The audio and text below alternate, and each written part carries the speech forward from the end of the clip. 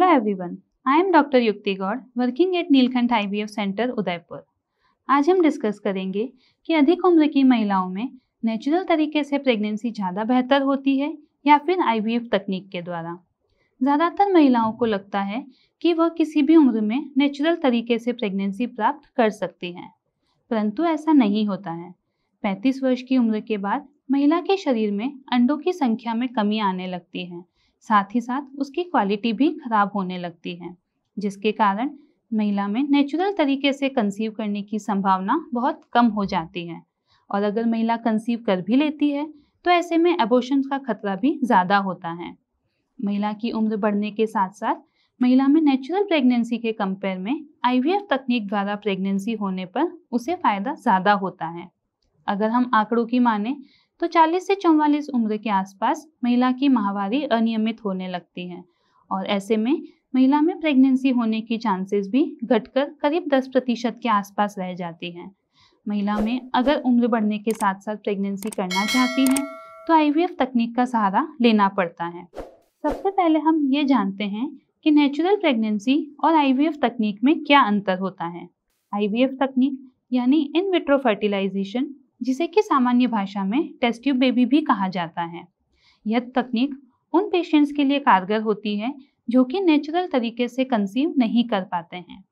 Natural तरीके से conceive करने के लिए महिला के शरीर में अंडेदानी में एक अंडा बनता है जो कि हर महीने फूटता है।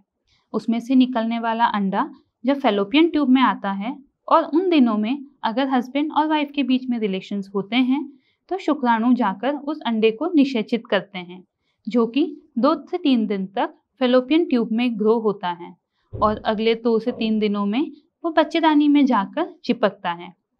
बनने वाला भ्रूण पूरे 9 महीने उस बच्चेदानी में ही ग्रो होता है।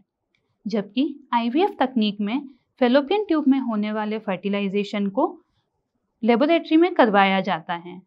IVF तकनीक में महिला के अंडेदानी में से एक से अधिक अंडे बनाने के लिए महिला को इंजेक्शंस लगाए जाते हैं और जब अंडे बनकर मैच्योर हो जाते हैं तो उन्हें सोनोग्राफी की मदद से लेबोरेटरी में निकाला जाता है। उसी दिन पर हस्बैंड का सैंपल लेकर उसमें से निकलने वाले शुक्राणुओं से एक एक अंडे का निषेचन करवाया जाता है। तो नेचुरल प्रेगनेंसी और IVF प्रेगनेंसी में यही डिफरेंस होता है कि ट्यूब में होने वाले फर्टिलाइजेशन के प्रोसेस को IVF तकनीक के दौरान हमें लेबोरेटरी में किया जाता है। उससे बनने वाले भ्रूण को चेक किया जाता है और अच्छी क्वालिटी के भ्रूण को महिला की बच्चेदानी में इंजेक्ट किया जाता है। अधिक उम्र में IVF तकनीक बेहतर क्यों होती है?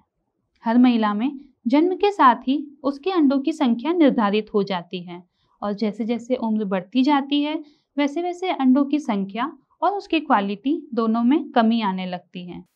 सामान्यतया 22 साल से 30 साल तक की एज को गर्भधारण के लिए सबसे बेस्ट माना जाता है, क्योंकि उस समय अंडों की संख्या और उसकी क्वालिटी बिल्कुल पीक पर होती है। जैसे जैसे उम्र बढ़ती जाती है अंडों की क्वालिटी में कमी आने के कारण गर्भपात का भी खतरा होता है। साथ ही साथ बनने वाले भ्रूण में जन्मजात विकार की भी संभावनाएं होती हैं।